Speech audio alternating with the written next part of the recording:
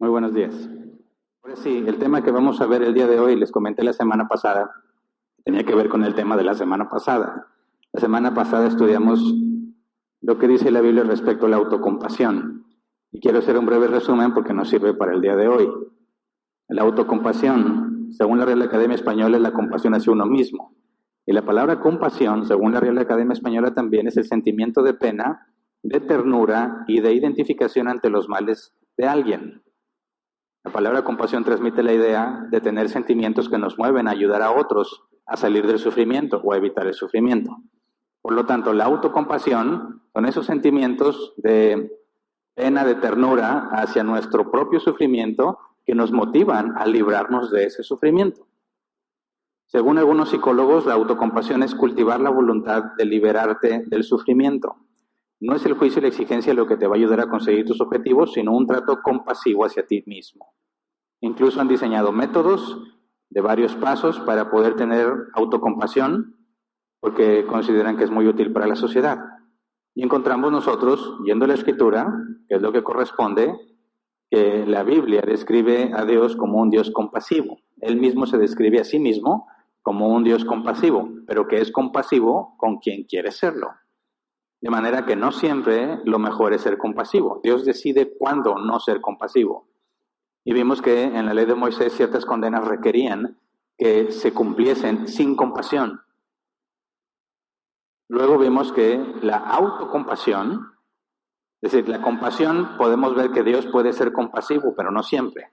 Pero la autocompasión, Jesús dejó claro que la autocompasión no proviene de Dios. Vamos a Mateo 16, 21 al 23, Reina Valera 60, dice: desde entonces comenzó Jesús a declarar a sus discípulos que le era necesario ir a Jerusalén y padecer mucho de los ancianos, de los principales sacerdotes y de los escribas, y ser muerto y resucitar al tercer día. Entonces Pedro, tomándolo aparte, comenzó a reconvenirle diciendo: Señor, ten compasión de ti, en ninguna manera esto te acontezca. Pero él, volviéndose, dijo a Pedro: quítate delante de mí, Satanás, me eres tropiezo, porque no pones la mira en las cosas de Dios, sino en las cosas de los hombres. Y aquí Jesús nos aclara el problema de la autocompasión. Pones la mira en las cosas de los hombres, no en las cosas de Dios. Ese es el problema. La Escritura enseña que todo lo bueno y lo malo, entre comillas, para nosotros, proviene de Dios. Nada pasa sin que Él lo permita. Y nosotros estamos llamados a confiar en Él. Así que como cristianos no nos autocompadecemos porque sabemos que lo malo que nos está pasando fue permitido por Dios, con un propósito específico. Dios ha prometido sostenernos, Dios ha prometido convertirnos cada vez más a la imagen de su Hijo. Por lo tanto, no tratamos de evitar el sufrimiento que tenemos ante nosotros, sino que lo aceptamos con confianza. Dijimos que debemos hacer lo que Job dice. Vamos a Job capítulo 2, versículo 9 al 10. Su esposa le reprochó: ¿todavía mantienes firme tu integridad? Maldice a Dios y muérete. Job le respondió: mujer, hablas como una necia. Si de Dios sabemos recibir lo bueno, ¿no sabremos recibir también lo malo? A pesar de todo esto, Job no pecó ni de palabra. Entonces, los cristianos estamos dispuestos a hacer lo que dice Job. Recibimos todo de parte de Dios, lo bueno y lo malo. No tratamos de librarnos de lo malo que tenemos frente a nosotros. Eso no significa que vas a ser negligente y dices que pase lo que pase. No, cuando ya es inevitable el sufrimiento, cuando ya agotaste los recursos, no te compadeces, sino que lo enfrentas, confiando en aquel que tiene control de todas las cosas. Ahora, eso es lo que vimos la semana pasada. Y mencioné algunas cosas, por ejemplo, cómo lidiamos entonces con la manera en que enfrentamos el sufrimiento en casos específicos como el bullying, como maltrato. ¿Cuál es la manera correcta de reaccionar? Si no podemos tener autocompasión y aceptamos el sufrimiento, tenemos que entender la forma bíblica de lidiar con el sufrimiento. Y antes de empezar a estudiar, que es el objetivo del día de hoy, entender cómo enfrentamos el sufrimiento, bíblicamente hablando, vamos a orar así como estamos. Señor, te damos gracias por este día y te rogamos que nos permitas comprender tu palabra. Tu palabra dice que se debe discernir espiritualmente. Necesitamos tu Espíritu Santo para poder comprenderla. No solamente comprenderla, sino llevarla a la práctica. Te rogamos, Señor, según lo que tú nos revelaste, que el Espíritu Santo nos guíe a todo lo bueno, que nos recordará todo lo que tú has dicho. Te rogamos que tu Espíritu Santo haga en nosotros la obra para que podamos entender y aplicar lo que dice tu palabra. Te lo pedimos en el nombre de Jesús. Amén. Bien, bueno, una vez que comprendemos el problema de la autocompasión, nuestro enfoque debe ser cómo aceptamos ese sufrimiento. Las nuevas generaciones, también lo vimos la semana pasada, se esfuerzan por evitar al máximo el sufrimiento y están dispuestos a luchar contra todo y cambiar el mundo para que no haya sufrimiento. Lo vemos muy claro en nuestro país vecino, Estados Unidos. Se supone que lo que hacen nuestros vecinos en Estados Unidos toma alrededor de entre 10 y 20 años para que nosotros hagamos lo mismo. Entre 10 y 20 años, lo que sucede allá, lo tendremos aquí. Así que tenemos un muy buen laboratorio, ¿verdad? Ver qué está pasando allá, analizar cuál es la problemática y saber que nos va a llegar aquí. Me parece que con la tecnología es mucho más fácil que nos llegue aquí. Yo me acuerdo hace mucho, el concepto de mall no existía aquí. Te ibas a Estados Unidos, te ibas a Laredo, te ibas a Eagle Pass, te ibas a McAllen y ahí había el mall donde conseguías muchas cosas. Aquí no existía. Cuando trajeron aquí los malls, toda una novedad, pero fueron 25 años después de que en Estados Unidos ya los habían establecido. Obviamente hoy con toda la tecnología nos llega mucho más rápido. No estamos en la misma situación todavía que nuestros vecinos de Estados Unidos, pero todas esas tendencias nos están llegando poco a poco. Toda esta lucha por evitar el sufrimiento, como di algunos ejemplos, no quieren que haya premiación para los primeros lugares, a todos los niños los premian por igual, no hay ganadores, no hay perdedores, porque el que pierde sufre, etcétera, etcétera. Bueno, no tiene sentido la luz de la Escritura. Si vamos a Juan 16:33, Reina Valera 60, dice: estas cosas os he hablado para que en mí tengáis paz. En el mundo tendréis aflicción, pero confiad, yo he vencido al mundo. La palabra aflicción aquí se debe traducir como algo que conlleva el desafío de hacer frente a la presión interna de una tribulación, especialmente cuando se siente que no hay forma de escapar. Es decir, cuando nos dice que tendremos aflicción, se refiere a eso que se siente cuando ya no tienes escapatoria. No puedes hacer nada para evitarlo y obviamente no quieres pasar por ahí. Hablamos de un sufrimiento no necesariamente físico, aunque lo incluye, pero también sufrimiento emocional. Enfrentarte a una situación que no quieres enfrentar. Y Jesús dice: en el mundo tendréis aflicción. Es un hecho, es inevitable. Llegará el momento en que seremos afligidos, así como dice, según el original, llegaremos a un punto en el que sentimos que no hay escapatoria. Pasarás por ahí. Nosotros vamos a sufrir, nuestros hijos van a sufrir. La empresa de aquellos que quieren eliminar el sufrimiento es una empresa inútil. Jesús fue claro. Los cristianos no luchamos para evitarnos el sufrimiento. Por eso tenemos que entender cómo es que vamos a sufrir, porque vamos a sufrir, es un hecho. Y puesto que no debemos autocompadecernos, eso es lo primero que tenemos que aceptar. Vamos a sufrir. La pregunta no es, ¿voy a sufrir? ¿Puedo evitar el sufrimiento? La pregunta es, dado que voy a sufrir, ¿cómo debo sufrir? ¿Qué tipo de cosas le puede pasar a un cristiano? Tomemos como ejemplo el apóstol Pablo. Vamos a 2 de Corintios, capítulo 11, versículo 23 al 28. 2 de Corintios 11, 23 al 28 dice: ¿son servidores de Cristo? ¡Qué locura! Yo lo soy más que ellos. He trabajado más arduamente, he sido encarcelado más veces, he recibido los azotes más severos, he estado en peligro de muerte repetidas veces. 5 veces recibí de los judíos los 39 azotes. 3 veces me golpearon con varas, una vez me apedrearon, 3 veces naufragué y pasé un día y una noche como náufrago en alta mar. Mi vida ha sido un continuo ir y venir de un sitio a otro, en peligros de ríos, peligros de bandidos, peligros de parte de mis compatriotas, peligros a manos de los gentiles, peligros en la ciudad, peligros en el campo, peligros en el mar y peligros de parte de falsos hermanos. He pasado muchos trabajos y fatigas y muchas veces me he quedado sin dormir. He sufrido hambre y sed y muchas veces me he quedado en ayunas. He sufrido frío y desnudez y como si fuera poco, cada día pesa sobre mí la preocupación por todas las iglesias.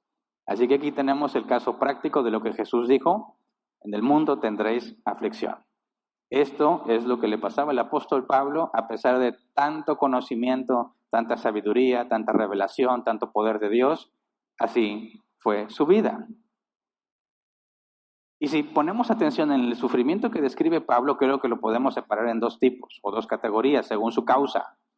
Entre lo que dice peligros de ríos o peligros de ladrones, naufragios o peligros de falsos hermanos, vemos que distingue entre sufrimiento por causas naturales. Los ríos, el naufragio son cosas que tienen que ver con la naturaleza, el medio ambiente, y el sufrimiento que es provocado por otros, los falsos hermanos, los gentiles, sus compatriotas judíos, etcétera, etcétera. Sufrimiento por las circunstancias, sufrimiento a causa de otras personas. En ambos casos nos vamos a encontrar, y estoy seguro que más de una vez te has encontrado en uno de los dos casos. Yo he visto que los cristianos pueden adaptarse a sufrir por las circunstancias, a sufrir cuando hay escasez, a sufrir cuando hay enfermedad. A veces nos cuesta, pero nos adaptamos. Donde yo he visto más problema es en cómo lidiar con el sufrimiento que es provocado por otros. Porque tenemos conceptos que no son bíblicos, conceptos que nos enseñaron en las iglesias, pero que no son bíblicos. Y nos dificulta entenderlo. Así que si nos hacemos la pregunta, dado que vamos a sufrir, ¿cómo debemos sufrir? Jesús nos da la respuesta. Debemos sufrir como Jesús lo hizo. Vamos a Hechos capítulo 8, versículo 32 al 35. Dice, el pasaje de la Escritura que estaba leyendo era el siguiente. Como oveja fue llevado al matadero, y como cordero que enmudece tras su trasquilador, ni siquiera abrió su boca. Lo humillaron y no le hicieron justicia. ¿Quién describirá su descendencia? Porque su vida fue arrancada de la tierra. Dígame usted, por favor, ¿de quién habla aquí el profeta? ¿De sí mismo o de algún otro? Le preguntó el eunuco a Felipe. Entonces Felipe, comenzando con ese mismo pasaje de la Escritura, le anunció las buenas nuevas acerca de Jesús. La parte que me interesa es que dice, como oveja fue llevado al matadero, y como cordero que enmudece ante su trasquilador, ni siquiera abrió su boca. Esa es la manera en que Jesús sufrió. Y es nuestro modelo a seguir. Es nuestra meta ser como Él.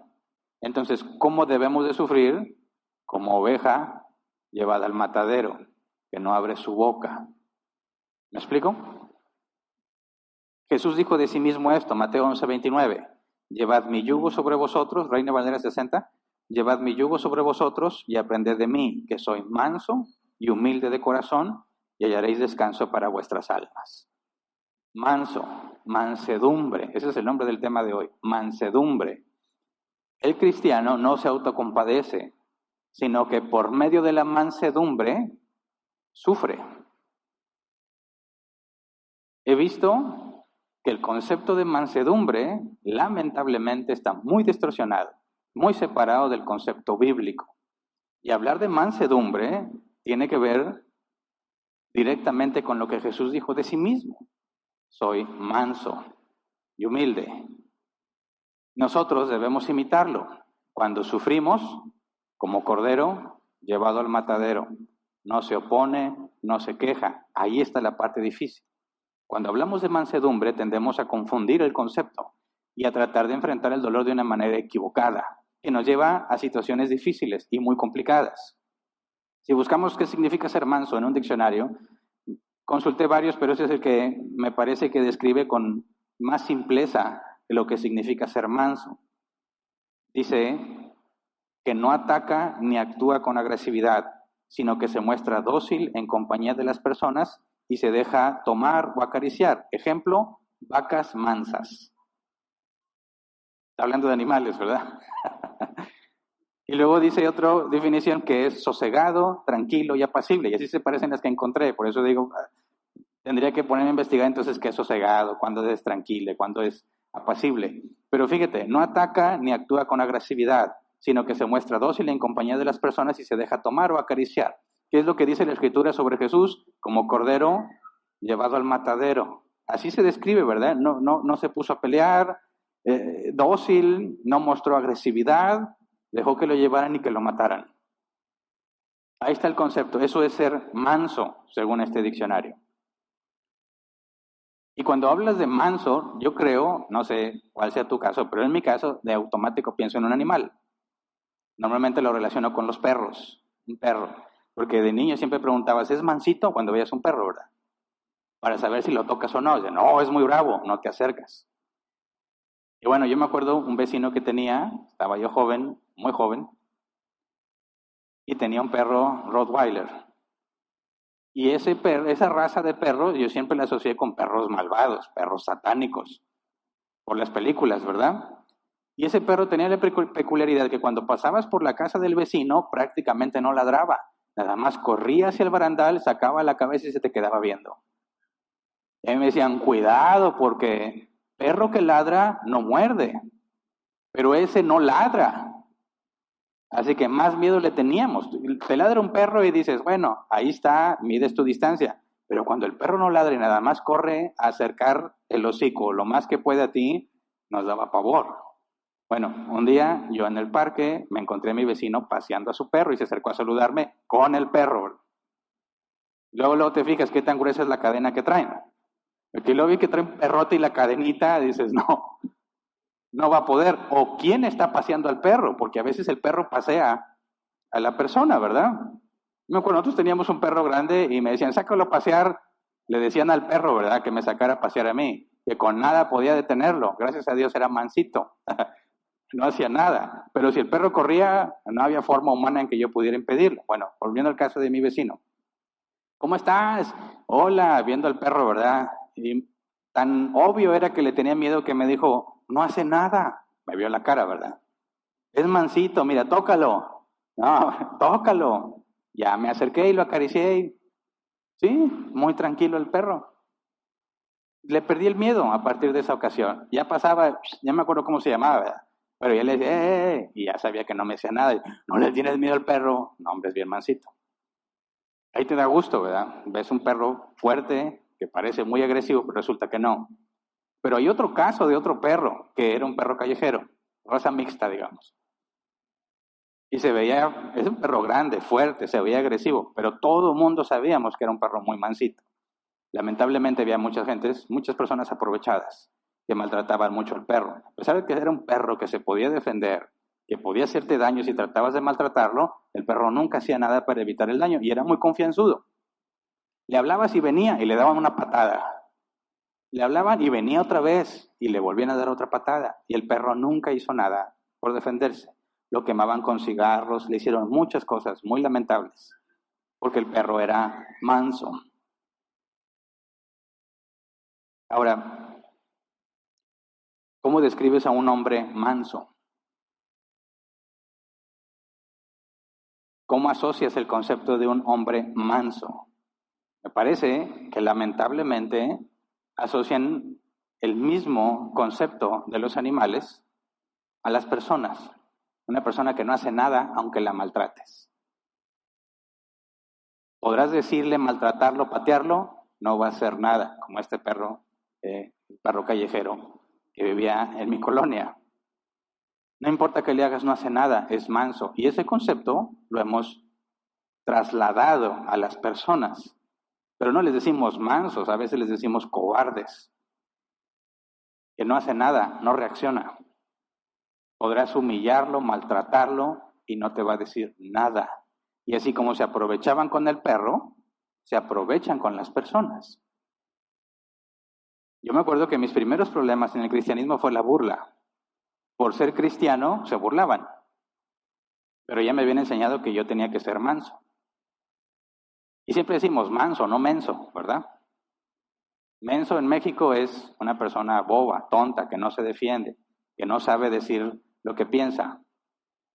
Espero que no sea una palabra grosera en otra parte donde nos estén escuchando. Pero es un dicho muy común, somos mansos, no mensos. Y algo de verdad hay en eso, pero no explica correctamente el concepto bíblico. Entonces, yo me acuerdo que me molestan o me molestaban en aquel entonces por ser cristiano y a mí me habían dicho, tú tienes que ser manso. Ser manso significa que no puedes pelear, no puedes discutir, no puedes hacer nada para defenderte, simplemente ignóralos. Y eso es lo que nos decían desde muy chiquititos. Normalmente he visto lo que le enseñan a los niños. Si alguien no le hagas caso, tú ignóralo. Lo mejor que puedes hacer es ignorarlo. Mal consejo. Porque eso no los detiene. Mira, Cuando me empezaban a molestar y me decían que yo tenía que ser manso, yo tenía eso muy presente. Porque antes de ser cristiano era muy común que yo estuviese peleándome a golpes con otros. Pero no me malentiendas, yo no empezaba los problemas. Yo no era un provocador ni andaba buscando a ver con quién me peleo, pero siempre terminaba peleado.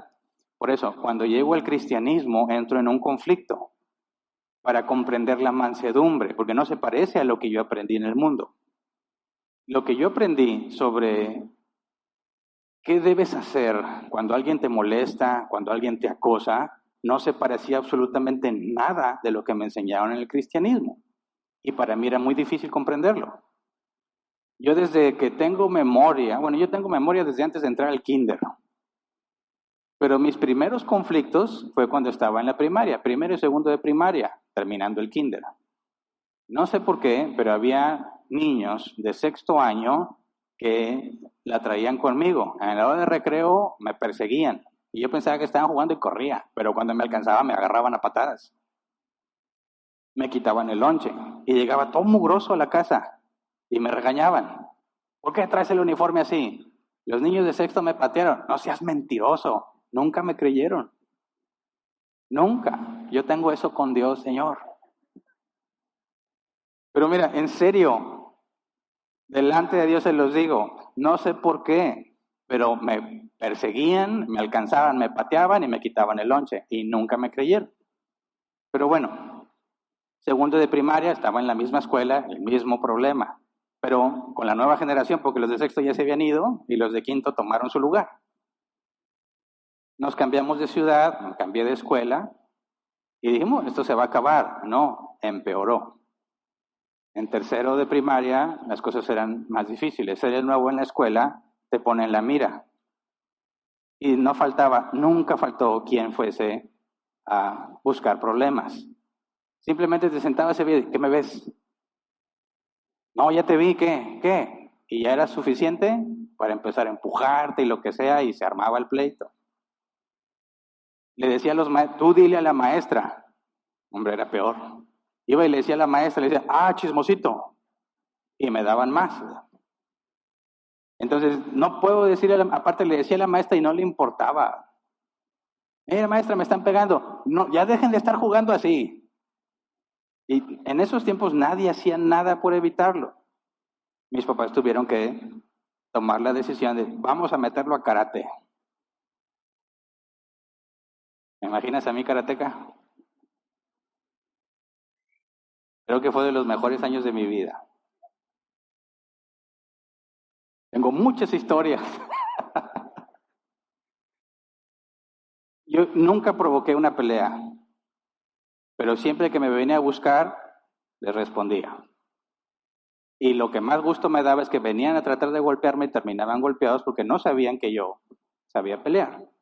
Y eso en cierta manera trajo un balance en mi vida, porque los que me molestaban se cansaban de ser golpeados y dejaban de molestarme. Y yo tenía una relativa paz.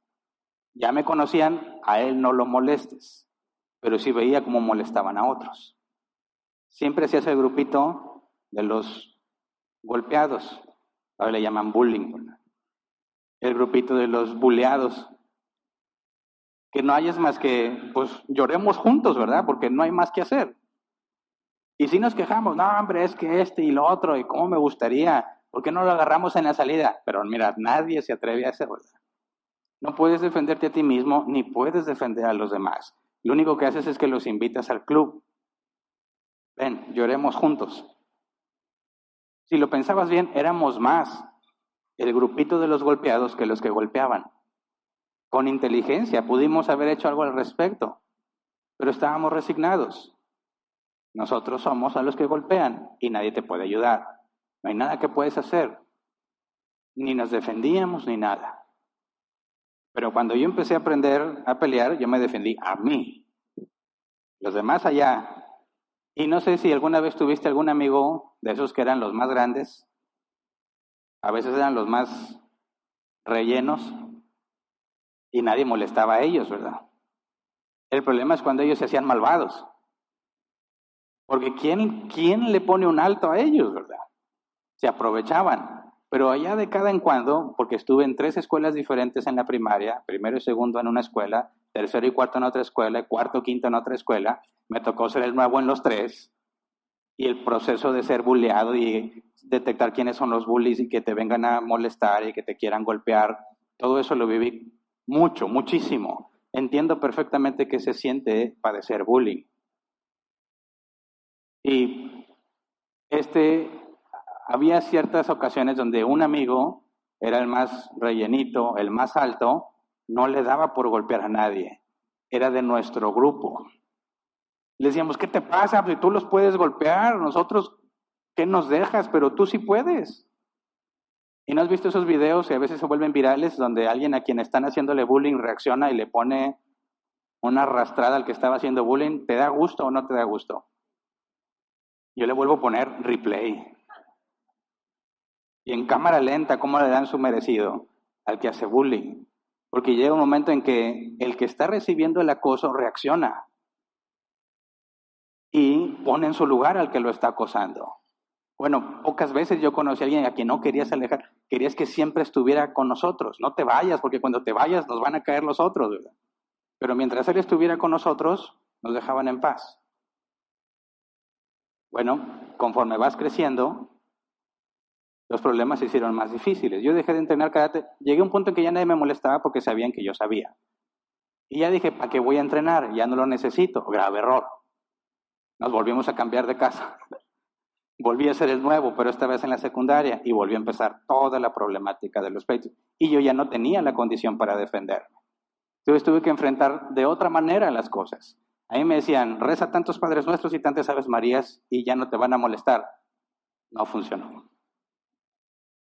Pasaba por la calle, así, en la calle, voy a la tienda, pasaban alguien y decían, ¿qué me ves? Y ya era suficiente para que vinieran a tratar de golpearme. A veces nos tuvimos que defender porque íbamos en las bicicletas, llegaba alguien y nos quería golpear para quitarnos las bicicletas. Yo dije, yo tengo un imán para estas cosas. Amigos me decían, yo no voy contigo a ningún lado porque siempre terminamos embroncados porque tú, de alguna manera, le haces algo a la gente. Y yo no le hago nada a la gente. Después yo entendí por qué. Yo estaba tan delgado, pero tan delgado que parecía que me iba a quebrar. La gente me veía y me decía, ¿estás enfermo? No, no estoy enfermo. Sí, estás enfermo. No estoy enfermo. Mi abuela regañaba a mi mamá cada que la visitábamos. No le das de comer, lo tienes muerto de hambre. Y yo comía como por 3, pero nunca engordaba. Entonces, cualquiera que me viera diría, pues es un caso fácil, ¿verdad? Cualquiera se envalentonaba cuando me veía por mi condición física. Así que tuve que llegar al punto de decir, a ver, o estoy en el grupito de los que simplemente lloran juntos, no hacen nada, no se defienden, simplemente se resignaron. Lo que muchos consideran que es la mansedumbre. No es agresivo, le puedes hacer lo que sea, no te va a responder, lo maltratas, te burlas de él, nunca te va a decir nada. Y ese ciclo nunca termina, siempre se están aprovechando de ti, siempre. O la otra opción, haces algo para defenderte. Yo tuve que aprender así, y es lo que les he aconsejado a cualquiera. Me dice, es que el bullying, tiene que ser bullying. No, es que el bullying no lo vas a cambiar quitando a los que hacen bullying, porque el que tiene que cambiar, aunque también debería el que hace bullying, el cambio está en el que recibe el bullying. En lugar de victimizarlos y decir, pobrecito mi hija, yo no sufra, vamos a cambiar a todo el mundo para que nadie le haga bullying, tiene que entender a procesar esa situación de manera correcta para que dejen de molestarlo. Mira, mi caso llegó a cosas graves. Un día íbamos por las tortillas, la tortillería estaba lejos, nos fuimos en bicicleta. De regreso nos atacaron, éramos como 4, yo era el más grande. Nos llegaron otros como 3, más grandes que nosotros, y órale a patadas nos bajaron de las bicicletas y se las iban a robar. Como pudimos nos defendimos. Me amenazaron, no nos pudieron quitar las bicicletas y me amenazaron. Cuando te veamos, te vamos a, no lo digo aquí. Sí, hombre, sí, y ya nos fuimos. No, la adrenalina como quiera, ¿verdad? Bueno, después me enteré que el que me amenazó estaba en la cárcel por haber asesinado a otro muchacho en una pelea. Y yo me puse a pensar, estas cosas ya son mayores, ¿verdad? Si asesinó a otro mientras se peleaba, me pudo haber matado a mí. Y lo asesinó, estaban peleándose, cayó al suelo el otro, encontró un bloc y le destrozó la cabeza. Estos chavos no estaban jugando, o sea, no era vamos a pelearnos, estaban drogados. Yo no podía seguir con ese mecanismo de que, entonces me peleo y nos peleamos, iba a terminar muerto. Así que es una decisión muy complicada. Yo no conocía de Dios todavía. Así que no es un modelo a seguir lo que yo hice. Quiero explicarte cómo llegué a una conclusión que está en la Escritura, pero que nunca me enseñaron en la iglesia. Hubo un tipo que siempre que me veía me buscaba pleito, siempre, sin excepción. Y yo tenía que tomar una decisión. O acepto el desafío y nos agarramos a golpes a ver cómo vamos, o me acobardo. Y más lo va a hacer, porque eso es lo que pasa cuando te acobardas. Es mansito y se aprovechan. Pero yo ya no era un karateka. Ya no podía hacer nada para demostrarle que no debe meterse conmigo. Entonces tuve que tomar la decisión de enfrentarlo para defenderme nada más. Donde me encontraba, ¿qué? Le digo, pues ¿qué? Y nos agarramos y se iban. Siempre perdí. Íbamos por la tienda de unos amigos, ¿qué tú? Otra vez. Una vez me fue a buscar a mi casa. Tocó a la puerta, está Hernán. Hernán, te buscan. Luego a ver quién es. Era él. Me dijo, ¿aquí tú y yo qué? En el porche de mi casa. Yo volteé a mi familia, ni en cuenta se dieron. Dije, bueno, pues en la banqueta. Y nos agarramos a golpes en la banqueta. Donde me viera. ¿Qué? Pleito. Y siempre dije, sí. Y un día me dejó en paz. Ya no me volvió a buscar, no supe, dije, lo habrán matado. No supe de él, pasaron los años. Un día yo ya estaba por graduarme de la universidad, yo estaba empezando la preparatoria cuando esa situación, llegué a un restaurantito y ahí estaba. Y dije, ¿qué es lo que va a pasar seguramente? Pues yo estaba viendo a ver cómo está el terreno afuera. ¿Pasan muchos carros o no? Porque otra vez va a empezar con sus cosas. Bueno, yo me senté y dije, pues espero que no me vea, pero me vio. Y tú sabes cuando alguien te reconoce, ¿verdad? No, bueno, no sé, yo sí me doy cuenta. Cuando alguien me ve y no sé cómo pone la cara, la mirada, y lo hace como que no te dices, sí me viste y sí sabes quién soy, aunque traten de disimular. Yo vi que me reconoció. Yo quise ignorarlo y vi que venía acercándose. Dije, se acerca y me dice, ¿te acuerdas de mí? Sí me acuerdo de ti. No, pues vengo a pedirte disculpas. ¿Por qué? Por todo lo que te hice. Lo que pasa es que tú no sabes que me dio el nombre de otro chavo que supuestamente era mi amigo. Él siempre me inventó cosas de ti. Me llenaba la cabeza de que tú habías dicho y que tú habías esto y que todo el otro, y yo siempre corría a desquitarme por lo que me habían dicho que tú habías hecho de mí o habías dicho de mí. Y este otro se supone que era mi amigo. Yo nunca supe que conspiró en mi contra todo ese tiempo. Y me dijo, pero ¿sabes qué? Siempre diste la cara. En términos de México, nunca te rajaste. Siempre peleaste y llegó el momento en que te respeté. Y ya. Yo en ese momento entendí, y aparte que tenía un pésimo amigo, ¿qué es lo que hace que alguien insistentemente moleste a otra persona? Que sabe que no le va a pasar nada, que sabe que es manso, es mansito. No va a ser agresivo, no se va a defender, simplemente se va a aguantar de todo lo que le haces. Y cualquiera se arma de valor para ir a molestar a alguien así. Pero cuando saben que si te buscan, te encuentran y que te vas a defender, le van a pensar 2 veces. Y después de varios intentos, van a decir, ves que ya, se buscan a otro que no dé problemas. Eso es lo que yo aprendí en el mundo. Tienes que dar la cara, aunque te vayan a poner una arrastrada. Tienes que decir, aquí estoy y no me voy a dejar y no te tengo miedo. Y te lo demuestro. La vez pasada me golpeaste, pero no te vas a ir limpio esta vez. Y tú decides si quieres llevarte la ropa limpia o no. Y el hecho de ver que constantemente tú estás ahí y dices, aquí estoy, no tengo miedo, los hace cambiar de opinión y mejor buscan otra persona más fácil de humillar, más fácil de avergonzar. Entonces, eso me sirvió muchísimo. Pero cuando llego al cristianismo me dicen que está mal, que tengo que ser manso, que no puedo defenderme, no puedo decirles nada, simplemente tengo que aguantar lo que vayan a hacer, porque Cristo hizo lo mismo. Y yo decía, no puede ser.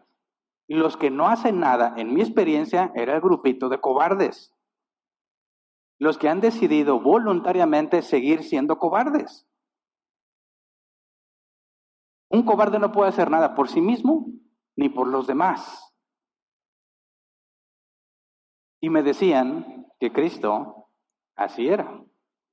Entonces yo no sabía cómo lidiar cuando por ser cristiano te molestan. ¿Qué hago? ¿Soy como el perro? ¿Manso?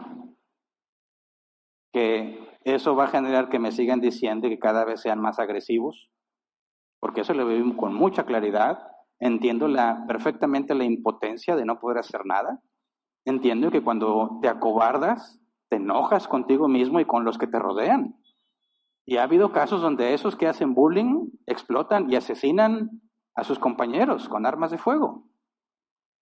Porque el cobarde no es feliz siendo cobarde. Eso te lleva a ¿cómo decirlo? Te genera un odio interno hacia los demás. Porque te maltratan y nadie hace nada por evitar que te maltraten. Reaccionas incorrectamente. La cobardía, que aparentemente es mansedumbre, y hace que simplemente seas una buena persona, que sigas, entre comillas, el ejemplo de Cristo, te lleva a un resentimiento muy profundo que tarde o temprano explota. Creces o ves a todos con un resentimiento porque siempre fuiste humillado, fuiste maltratado. ¿Cómo puede ser que Jesús diga que Él era manso y que nos pida que seamos así? Entonces, cuando hablamos de este sufrimiento y que tenemos que decir, no me voy a autocompadecer, estoy sufriendo, muchas veces cometemos el error de simplemente resignarte y acobardarte ante las circunstancias. Y muchos se esconden detrás de la mansedumbre, esconden su cobardía disfrazándola de mansedumbre. Pero yo pregunto, ¿puede un hombre cobarde o una mujer cobarde ser como Cristo? ¿Es eso agradable a los ojos de Dios? ¿Dios se agrada cuando eres un cobarde y no haces nada por defenderte? ¿Es eso la mansedumbre? Por supuesto que no. Entonces, ¿cómo encontramos respuesta al momento en que debemos ser mansos, pero imitando a Cristo? Porque si nos pusiéramos a pensar, ¿era Cristo manso? Decimos, claro que sí, la Biblia lo dice, pero no en nuestro concepto de mansedumbre. Es un concepto diferente. Mira,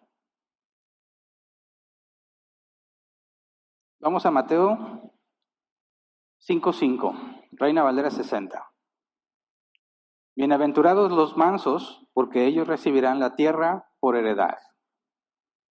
En este concepto, quien hereda la tierra son los dueños de la tierra, los reyes de la tierra, los dirigentes de la tierra.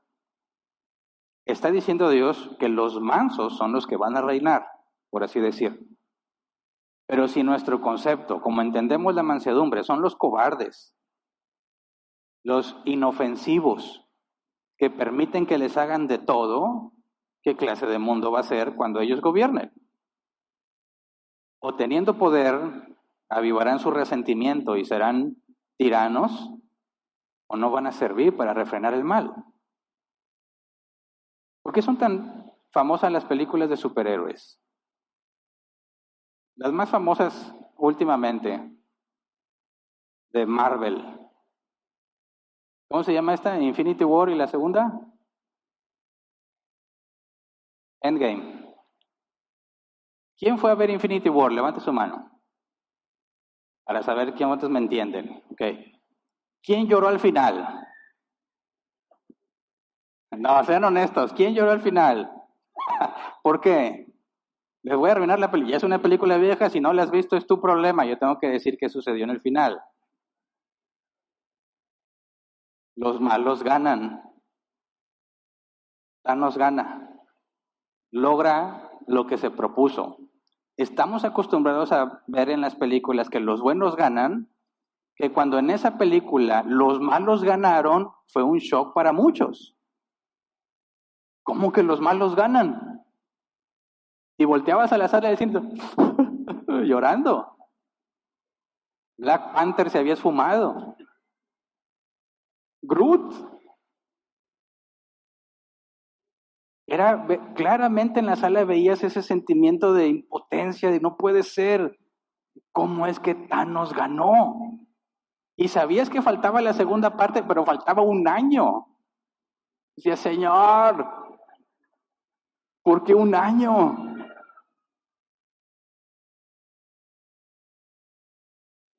La escena más famosa de Endgame, cuando llegan los refuerzos a Capitán América. Checa los videos, cómo explotaron las salas de cine. ¡Wow! El griterío y aplausos. Y vi un video muy, muy bueno. Dice cómo reaccionaron en Estados Unidos, cómo reaccionaron en Francia, en Londres, en México. Prácticamente era lo mismo, unos más escandalosos que otros, pero la misma reacción. Gritos, dirían los cristianos, gritos de júbilo. ¿Por qué? Porque había alguien más fuerte que el villano para ponerle un alto. Fíjate bien, alguien más fuerte que el villano para ponerle un alto. Para refrenar el mal, necesitamos alguien más fuerte que el mal. Alguien que tenga el poder de hacer más mal que el malo, pero decide usar su poder para lo bueno. Es ahí donde vemos a un héroe, no en un cobarde, no en alguien inofensivo, sino alguien que tiene la capacidad de hacer mucho daño, pero voluntariamente decide no hacer daño, sino hacer lo bueno. Ahí dices, ese es un buen hombre. Alguien que tiene la capacidad de decirle al malo, no, no te dejo hacerlo, aunque el malo quiere hacer lo malo, pero tú no lo dejas, defiendes al inocente, defiendes al débil. No les permites hacerle daño a aquellos que no pueden defenderse. Todo mundo se regocija cuando encuentra a alguien así. Pero alguien cobarde, alguien que ve la maldad y dice, no, no, líbrame, Señor. Y no le sienta un frente y decir, no, no te voy a dejar hacerlo. Eso está mal.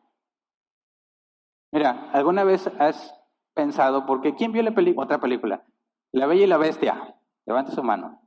Esa, no me digan, ¿vieron más Infinity War que La Bella y la Bestia? Todos los que tenemos hijas la hemos visto unas 400 veces. La Bella y la Bestia, ¿alguna vez te preguntaste por qué se enamoró Bella de Bestia? Si es una bestia literalmente, ¿verdad? Gastón, el chico fuerte que todos admiran, contra la bestia y gana la bestia. La bestia se queda con Bella. ¿Te has preguntado por qué?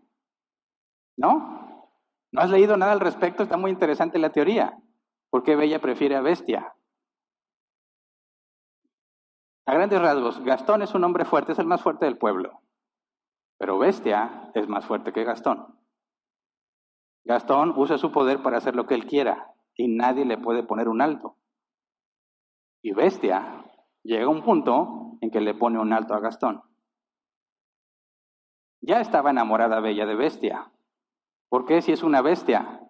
Porque a pesar del poder de bestia que tiene, no lo usa para el mal, sino que la protege cuando fue atacada por lobos. El poder destructivo de bestia no fue usado para hacer el mal, sino para usar el bien, mientras que el poder destructivo de Gastón lo usaba para sus propios deleites. Bella ama a bestia no porque es bestia, sino porque puede controlar su bestialidad. ¿Me explico? Eso es lo que buscamos en los buenos hombres, no cobardes. Necesitamos bestias controladas que usan su fuerza para el bien, para evitar el mal. Ahora, Hernán, pero Jesús fue como cordero, no como bestia. Cordero al matadero. Ok. Jesús era un manso como un cobarde o un manso de otra manera que no hemos definido. Vamos a Juan capítulo 18, versículo 3 al 8. Juan 18, 3 al 8 dice, así que Judas llegó al huerto a la cabeza de un destacamento de soldados y guardias de los jefes de los sacerdotes y de los fariseos. Llevaban antorchas, lámparas y armas. Jesús, que sabía todo lo que iba a suceder, le salió al encuentro. ¿A quién buscan? Les preguntó. A Jesús de Nazaret contestaron. Yo soy. Judas, el traidor, estaba con ellos. Cuando Jesús les dijo, yo soy, dieron un paso atrás y se desplomaron. ¿A quién buscas? Volvió a preguntarles Jesús. A Jesús de Nazaret, repitieron. Ya les dije que yo soy, y si es a mí a quien buscan, dejen que estos se vayan. Pregunto, ¿era Jesús un cobarde? Fíjate bien, Jesús sabía lo que le iban a hacer, sabía que lo estaban buscando. ¿Qué hizo? ¿Se escondió? No, dijo, ¿a quién buscas? A Jesús de Nazaret, yo soy. ¿Qué pasó con ellos? Se desploman. ¿Tenía Jesús la capacidad de acabar con todos los que querían hacerle daño? Por supuesto. ¿Fue Jesús un cobarde ante aquellos que querían hacerle daño? No. Fue y dio la cara. Aquí estoy. Incluso les dice, si es a mí a quien buscan, dejen que estos se vayan. Pone condiciones, impone. A pesar de que él es el preso, él se supone que es la víctima en esa situación. Sale, da la cara, muestra su poder y les dice, estos déjenlos en paz. Y le hacen caso. ¿Era Jesús un manso según nuestro concepto? No. Apocalipsis 19, 11 al 16. Apocalipsis 19, 11 al 16. Luego vi el cielo abierto y apareció un caballo blanco. Su jinete se llama Fiel y Verdadero. Con justicia dicta sentencia y hace la guerra. Sus ojos resplandecen como llamas de fuego y muchas diademas ciñen su cabeza. Lleva escrito un nombre que nadie conoce sino solo él. Está vestido de un manto teñido en sangre y su nombre es el Verbo de Dios. Lo siguen los ejércitos del cielo, montados en caballos blancos y vestidos de lino fino, blanco y limpio. De su boca sale una espada afilada con la que herirá a las naciones. Las gobernará con puño de hierro. Él mismo exprime las uvas en el lagar del furor del castigo que viene de Dios Todopoderoso. En su manto y sobre el muslo lleva escrito este nombre, Rey de Reyes y Señor de Señores. Pregunto yo, ¿es Jesús un hombre inofensivo? Por supuesto que no. ¿Pero es Jesús manso? Sí. Entonces nosotros no comprendemos la mansedumbre en el sentido bíblico. Jesús no se acobardó. Y mire lo que va a hacer. Él mismo dirigirá los ejércitos. Él mismo hará la guerra. Y en la parábola del siervo inútil, él dijo que cuando regrese, traigan a los que no me querían por rey y decapítenlos. ¿Qué clase de hombre es Jesús? Éxodo 15:3, Reina Valera 60. Jehová es varón de guerra. Jehová es su nombre. ¿Cómo era David, que era conforme al corazón de Dios? Un guerrero imparable. ¿Cómo eran los valientes de David? guerreros imparables, que uno de ellos acababa con muchos hombres.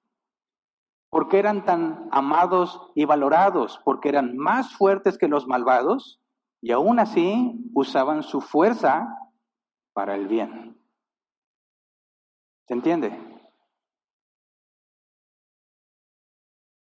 Pero ahora veamos cómo Jesús le enseña a Pedro el verdadero sentido de la mansedumbre. Vamos a Juan 18, versículos 6 al 11. Lo último que leímos en Juan 18 es que Jesús iba a ser llevado preso. Juan 18, 6 al 11, cuando Jesús les dijo, yo soy, dieron un paso atrás y se desplomaron. ¿A quién buscan? Volvió a preguntarles Jesús. A Jesús de Nazaret respondieron. Ya les dije que yo soy. Si es a mí a quien buscan, dejen que esto se vaya. Versículo 9, esto sucedió para que se cumpliera lo que había dicho. De los que me diste, ninguno se perdió. Simón Pedro, que tenía una espada, la desenfundó e hirió al siervo del sumo sacerdote, cortándole la oreja derecha. El siervo se llamaba Malco. Vuelve esa espada a su funda, le ordenó Jesús a Pedro. ¿Acaso no he de beber el trago amargo que el Padre me da a beber? Fíjate bien, ¿era Pedro un cobarde? No. ¿Quieren atrapar a su maestro? Pedro ya le había dicho a Jesús, no dejes que te hagan eso, ya lo había reprendido. Pártate de mí, Satanás. ¿Y qué hace cuando ve la situación? Se van a llevar a su maestro. Porta una espada, sabe usarla, y no sabemos si falló o fue intencional, pero le cortó la oreja. ¿Era un hombre que estaba asustado? No, un hombre con toda la capacidad de hacer mucho daño, y estuvo dispuesto a hacerlo, y lo hizo. Pero Jesús se lo impidió. Regresa la espada a la funda.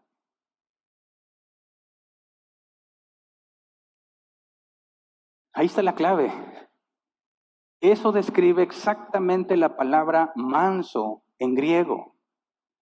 Mateo 11:29, Reina Valera 60, llevad mi yugo sobre vosotros y aprended de mí que soy manso y humilde de corazón y hallaréis descanso para vuestras almas. La palabra manso, el griego praus. Concordancia Strong la traduce como suave o gentil. Y eso, tristemente, es como se entiende normalmente. Fíjate lo que dice el diccionario y otros diccionarios. La mansedumbre bíblica no es debilidad, sino que se refiere a ejercitar la fuerza de Dios bajo su control. Es decir, demostrar poder sin rudeza indebida. En otras palabras, alguien manso es alguien que tiene espada, sabe usarla, pero decide, a causa de Dios, dejarla en la funda. ¿Se entiende? Puede hacer mucho daño. Tiene la fuerza necesaria para evitar que le hagan mal, pero decide, por obediencia a Cristo, no usarla. No es un cobarde. No es alguien inofensivo. Es alguien que bien podría acabar con los que lo atacan, pero por someterse a Dios, decide no hacerlo. Eso es lo que describe a Jesús. Eso es lo que Él mostró. Él pudo acabar con todos ellos en un instante, pero aceptó la voluntad del Padre. Pero esa no es la forma de ser de Jesús. Él es un varón de guerra y vendrá a destruir a sus enemigos. ¿Por qué? Porque eso es lo justo. Los cristianos, cuando hablamos de que no nos autocompadecemos, no estamos diciendo somos gente débil que acepta que les hagan lo que sean y no van a hacer nada para defenderse. No, somos personas con mucha capacidad, incluso para ser agresivos, pero decidimos no hacerlo por someternos a nuestro Señor. Y cuando alguien se burla, fácilmente podemos responder sin rudeza necesaria, dar razón al que demanda de nuestra esperanza. ¿Cuántas veces Jesús le tapó la boca a los fariseos, a los maestros de la ley? ¿No fue el mismo Jesús que volcó las mesas en el templo?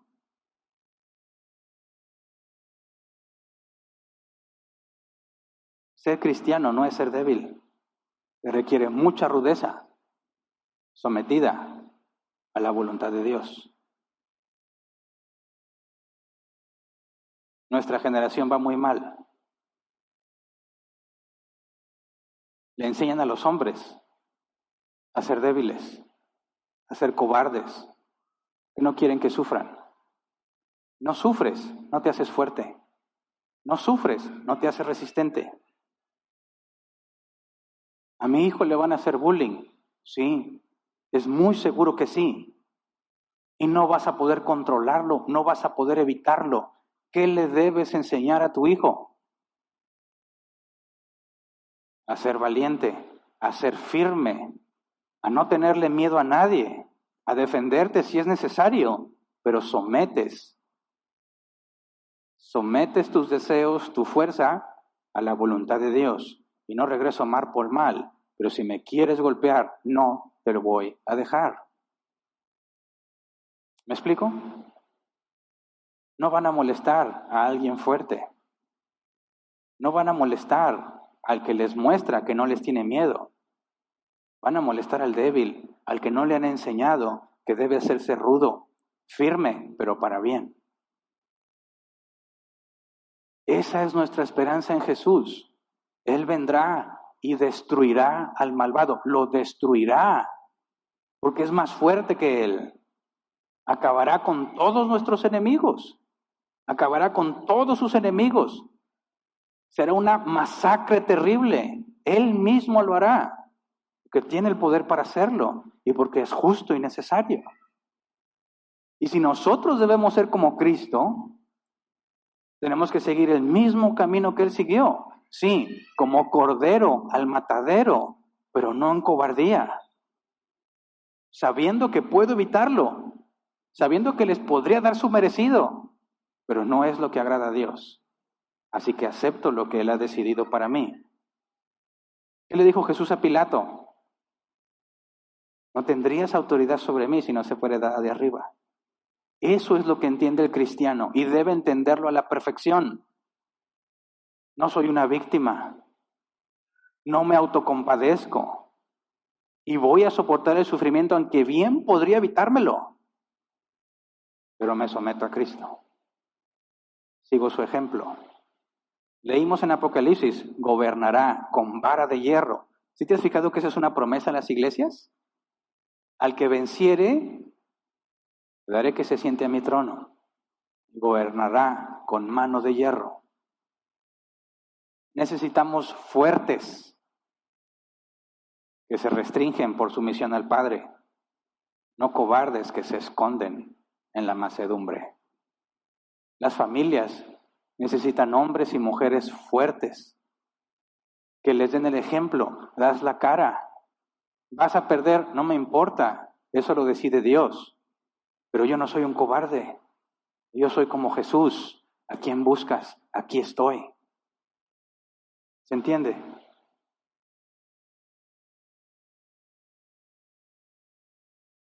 Nuestras generaciones van a un caos.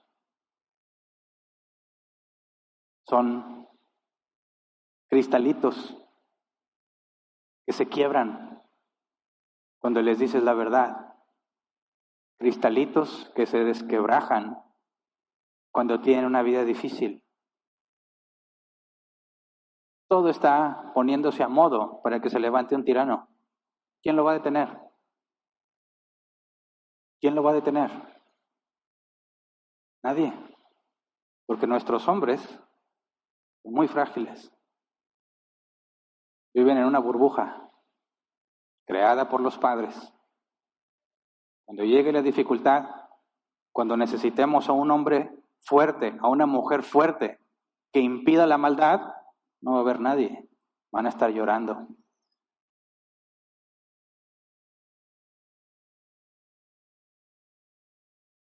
Ser cristiano es ser rudo. Aguanta los golpes por voluntad propia.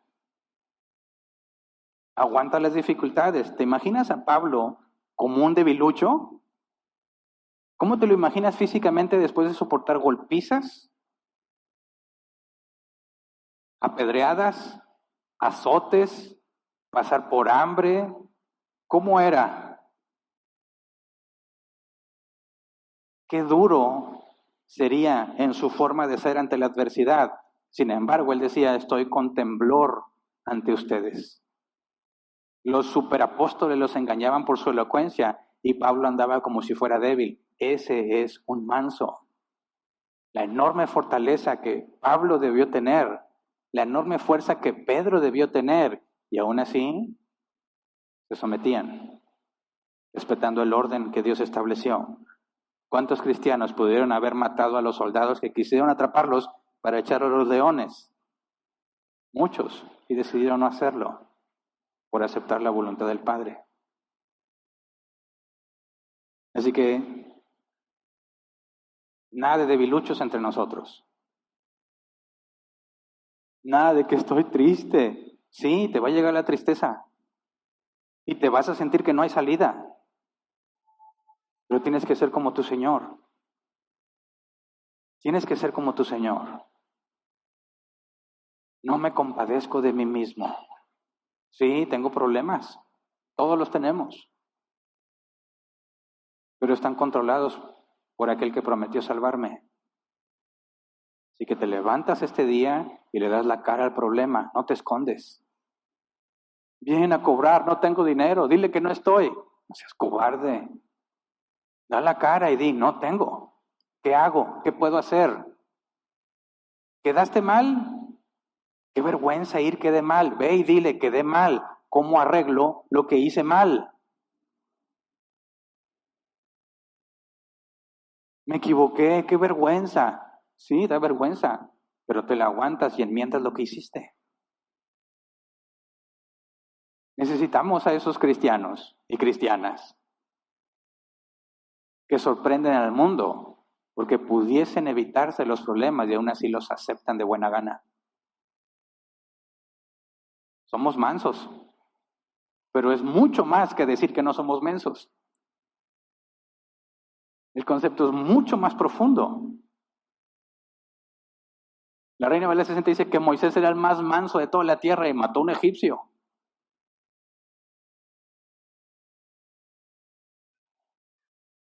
Enseñemos a nuestros hijos las verdades bíblicas.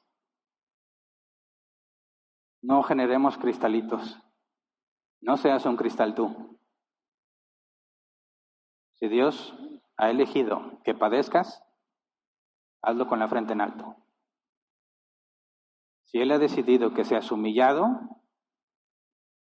hazlo consciente de que bien podrías evitarlo, pero decides no hacerlo por amor a Él. Los mansos heredarán la tierra. Qué excelente noticia. ¿Qué significa eso? Hombres, mujeres, fuertes, con mucho poder para el bien. El malo no tendrá esperanza, no podrá aprovecharse, porque tienes a alguien más fuerte que no se lo permite. ¿Me explico? Vamos a ponernos de pie y vamos a orar.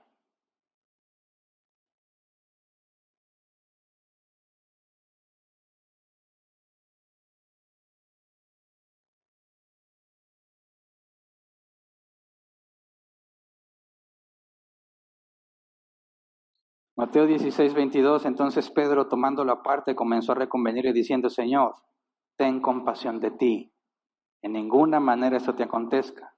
Respuesta de Jesús, pero él, volviéndose, dijo a Pedro, quítate delante de mí, Satanás.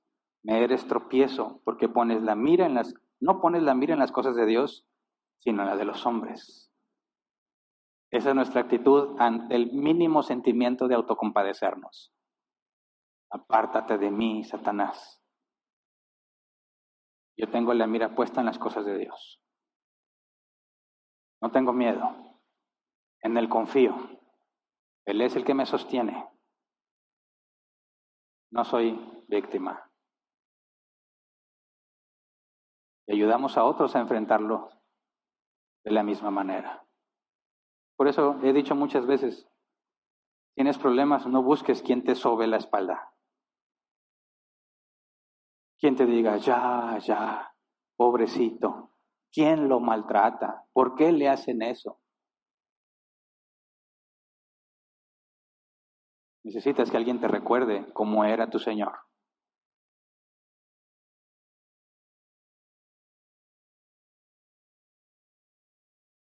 Necesitamos ser como Él. Vamos a orar, Señor. Gracias. Gracias. por tu misericordia.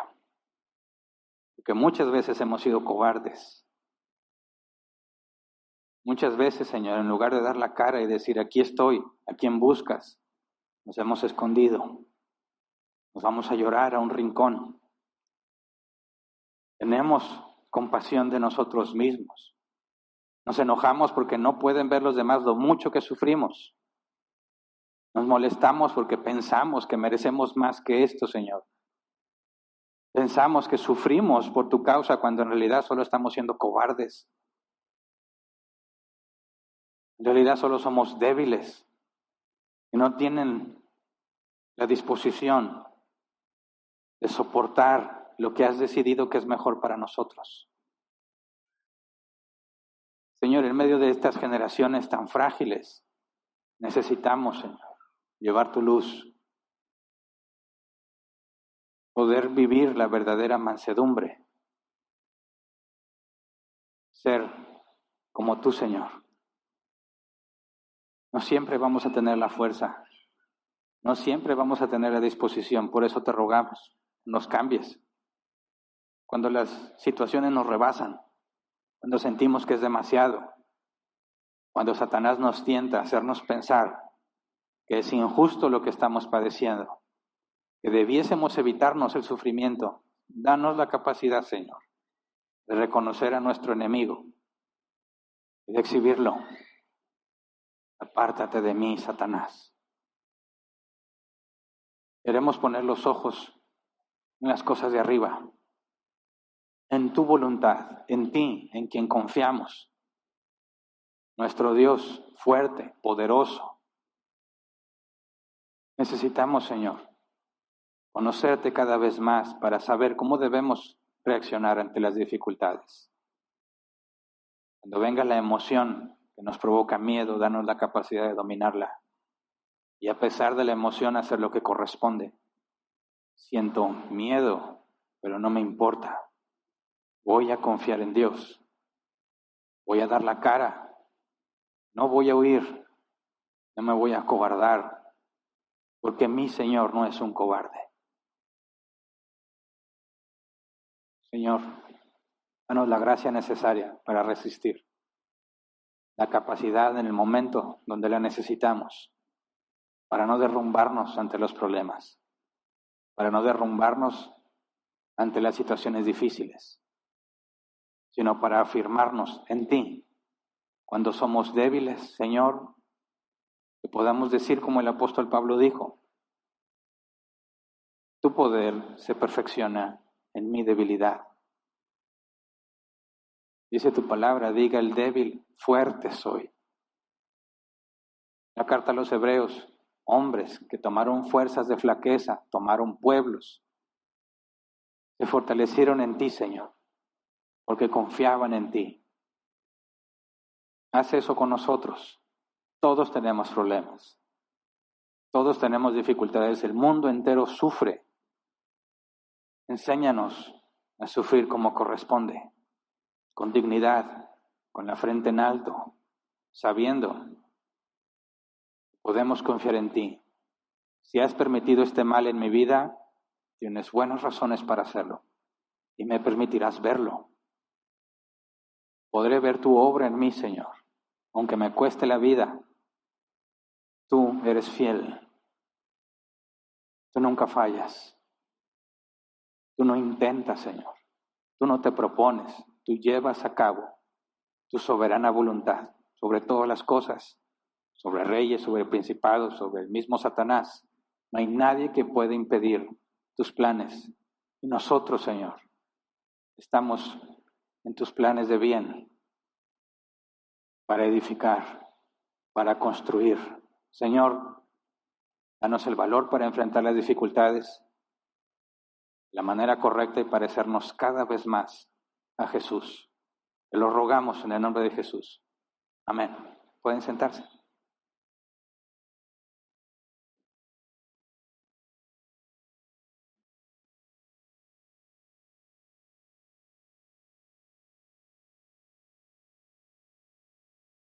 Vamos a la sección de preguntas y respuestas.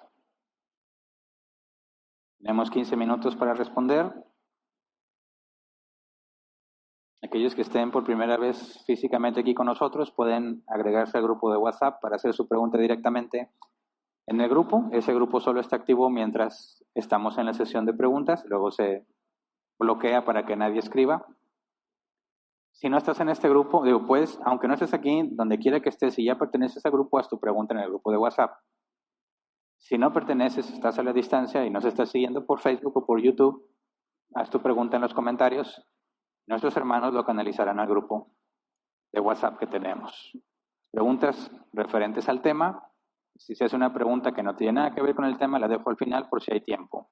Si no, pues los invitamos a la sesión de preguntas y respuestas. Los martes a las 7. ¿Este ya toca o no? No, hasta el otro. De repente me pierdo. Dedicamos 1 hora y media a responder preguntas, todas las que alcancemos, así que si por alguna razón no alcanzamos en esta sesión a responderlas todas, tienen la oportunidad de hacerlo en la sesión de preguntas de los martes a las 7 cada 14 días. Muy bien. El tiempo empieza a correr cuando empiezo a leer las preguntas. Dice, la primera, escribe Carlos, en una situación hipotética, si vemos que alguien está dañando a alguien, ¿cuál sería nuestro deber como seguidores de Cristo? Pues mira, se nos llama a buscar la justicia, a buscar el bien, a ver por los desvalidos, por el pobre, por la viuda, por el huérfano. En muchas ocasiones va a consistir en ayuda económica o material para que salgan adelante, pero en otras ocasiones consistirá en impedir el mal. Impedir que el mal se lleve a cabo, eso es buscar la justicia. Y dentro de nuestras posibilidades, siempre los hijos de Dios debemos estar del lado de los desprotegidos, del lado de los que están siendo atormentados injustamente, del lado del inocente. Así que puede ser una situación complicada saber cuándo intervenir y cuándo no, pero tenemos que tener siempre la disposición de hacer el bien. Y no necesariamente una causa en una situación extrema. Por ejemplo, a veces estamos en el trabajo y vemos que están aprovechándose de alguien. Si tú eres consistente con los valores cristianos, tendrías que decir, oye, por favor, no hagas eso, déjalo en paz. Tienes que ayudar a la persona a entender que no puede seguir viviendo así, en cobardía, tiene que hacer algo. Y es la oportunidad para hablarles de las buenas nuevas del Evangelio. Aquel que sufre porque los demás lo maltratan, entiende perfectamente la necesidad de un Salvador. Y es una excelente oportunidad para llevarlos al Evangelio. Juan Villarreal dice, buenas tardes, a la luz de esta enseñanza, ¿cómo se puede interpretar este pasaje? Lucas 22:36. Ahora, en cambio, el que tenga un monedero que lo lleve. Asimismo, que tenga una bolsa y que nada tenga que ver, y el que nada tenga que venda su manto y compre una espada. Mira, Jesús también dijo que cuando te golpeen una mejilla pongas la otra. Y ahí el contexto del golpe es un desafío. Cuando somos desafiados a los golpes sin ninguna razón, por supuesto que no vamos a tratar de empezar a agarrarnos a golpes por eso. Sabemos que podríamos hacer algo y quizás podríamos darle una lección, pero decides no hacerlo. Entonces, cuando la Escritura nos llame a, si alguien te quita la capa, no se lo impidas, no te está llamando a ser un debilucho o un cobarde, te está llamando a aceptarlo de parte de Dios. Y por supuesto que tú ya hiciste todo lo posible por evitarlo.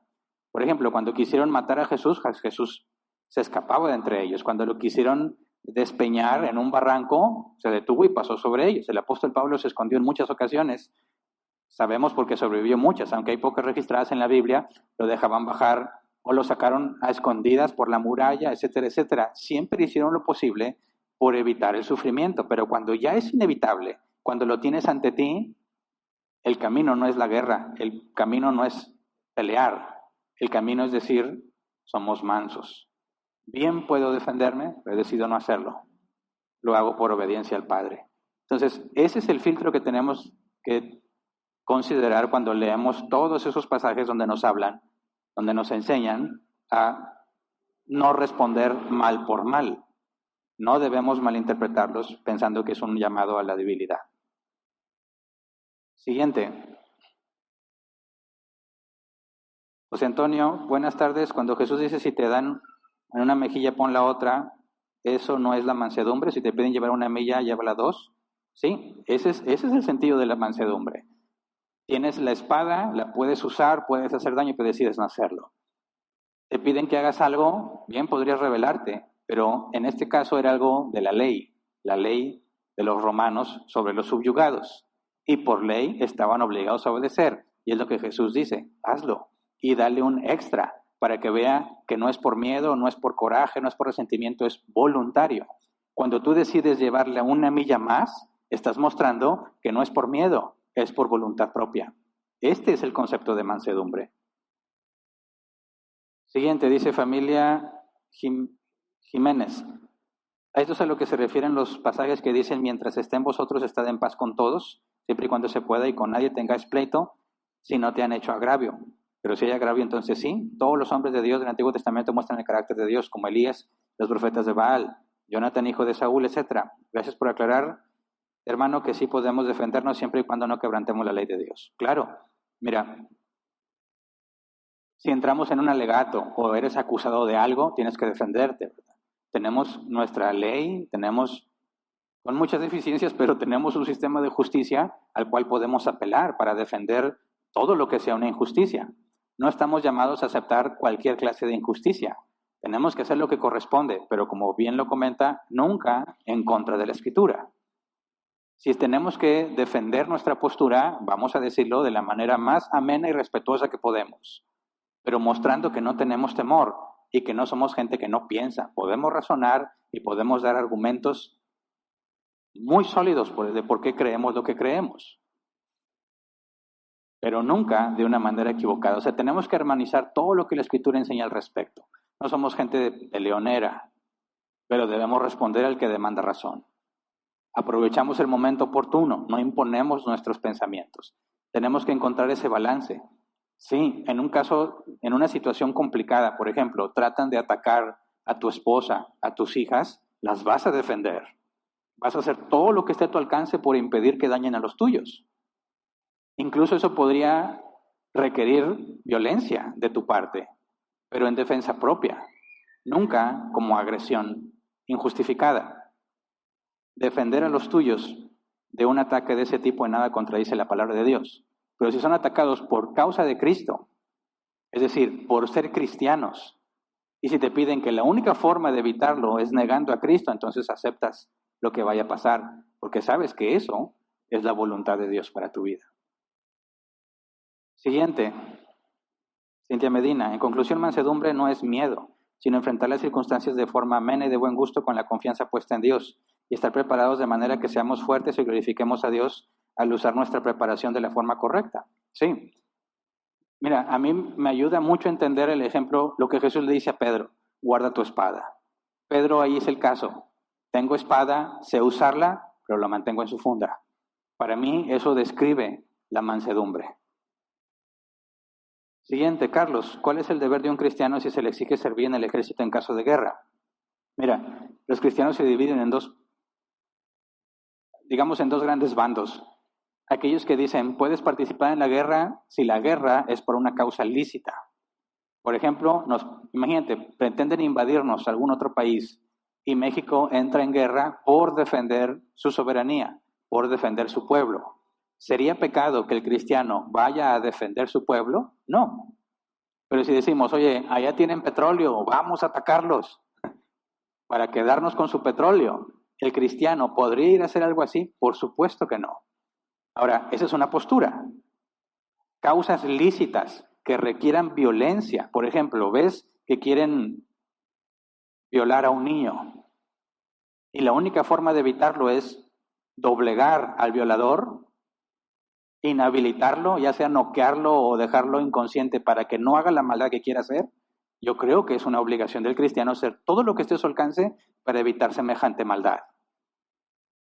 Esa es la postura que dice, ¿vas a la guerra? Bueno, si es una causa lícita, no habría ningún problema.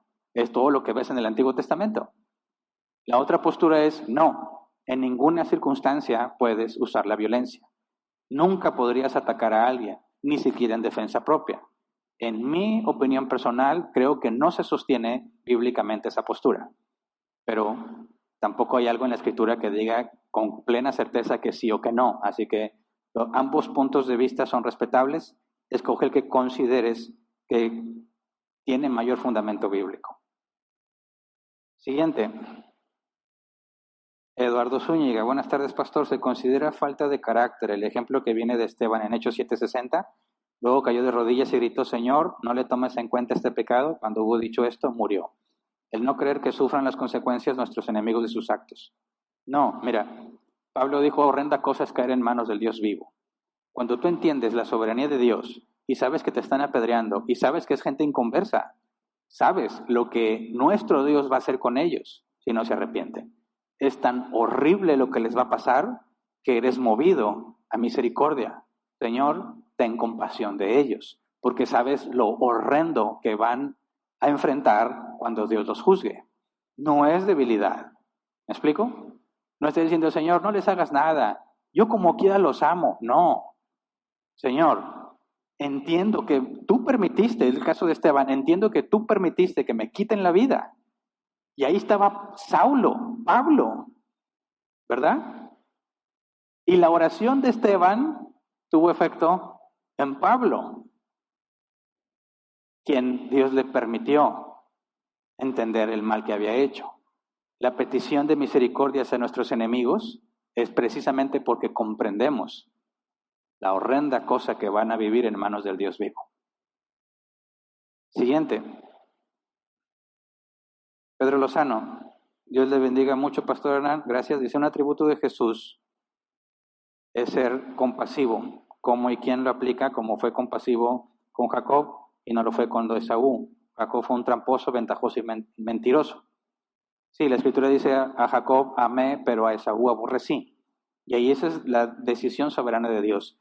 Jacob no merecía ser ayudado, Jacob recibió gracia. Ese es el concepto de la salvación, es por gracia. Todos merecemos la condenación, pero Dios decide a algunos, según su soberana voluntad, regalarles gratuitamente la justicia que es en Cristo. Así que cuando Dios le dice a Moisés que es compasivo con quien quiere serlo, está mostrando su soberana voluntad de darle gracia o de tenerle paciencia a quien Él le place. Pero como vemos, puesto que depende de Él, no es una obligación ser compasivo. Dios decide cuándo sí y cuándo no. Carlos Araya dice, buenas tardes, Hernán. ¿Cuál sería de forma práctica el enseñar a nuestros hijos de cómo deben responder ante una situación de abuso físico de niños más grandes que ellos? Mira, va a depender mucho de cada uno de nuestros hijos. Tienes que entender cómo lidian ellos con esa situación. Hay niños a los que no les afecta. Lo he visto.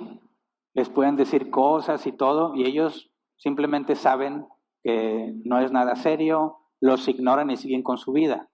No tienes que decirles más, ellos ya saben lidiar con esa situación. No le tienen miedo a los que se burlan de ellos o los que les hacen cosas. Hay otros que tienden a ser muy agresivos. Tienes que decirlo, no te andes peleando. Sí, te hicieron, pero ten paciencia. Mejor primero dile al maestro, porque luego se va y agarra los golpes y quiere desquitarse. Tampoco eso es correcto. Lo que hay que enseñarles es que no deben de tener miedo y cuando lo sientan, dominarlo. No enseñamos a nuestros hijos a ser personas expertas en las artes marciales y que ataquen a los que quieran atacarlos. No, les enseñamos a ser como Cristo. Haz todo lo que puedas por estar en paz y cuando no tienes alternativa, defiéndete, no dejes que te peguen, pero no ataques. Busca los medios para evitar el conflicto y va a depender mucho de la edad de tu hijo, pero es un proceso gradual. Tienes que enseñarlos a no tener miedo, a enfrentar la situación de la manera correcta. Y para eso, pues apenas cada quien a sus hijos, ¿verdad? Para tenerlos cerca, ir viendo cómo reaccionan, cómo se sienten y orientarlos. El punto es que ellos tienen que aprender desde esa edad que el temor no los puede dominar. Y dado que eso va a pasar probablemente muchas veces en su vida, tienes la excelente oportunidad de enseñarlos a ser como Cristo. Siguiente, Edson Medina. ¿Debemos procurar quitar de nuestro repertorio de frases Dios no lo quiera para evitar caer en el error de Pedro de no ser mansos ante la voluntad de Dios para nuestra vida? Pues tal vez. A veces tenemos expresiones, ¿verdad?, que no meditamos mucho. Me acuerdo mucho de una señora que pasaba algo y decía, clavos de la cruz. ¿Qué? Clavos de la cruz. ¿Y eso qué? No, pues es tan santo como los clavos que Cristo padeció.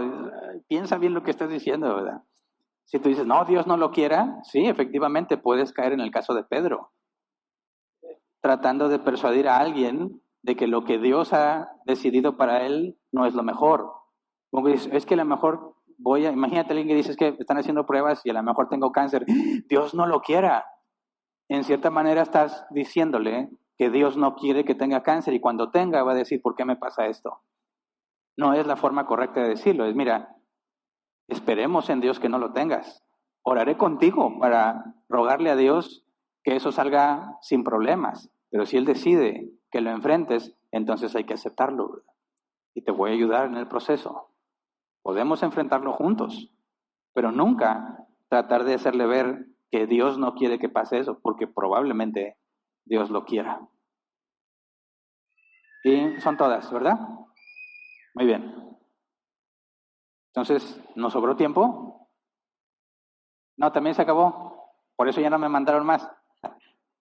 Ah, ok, quedaron unos segundos. Bueno, qué bueno. Esta vez no quedaron entonces preguntas pendientes.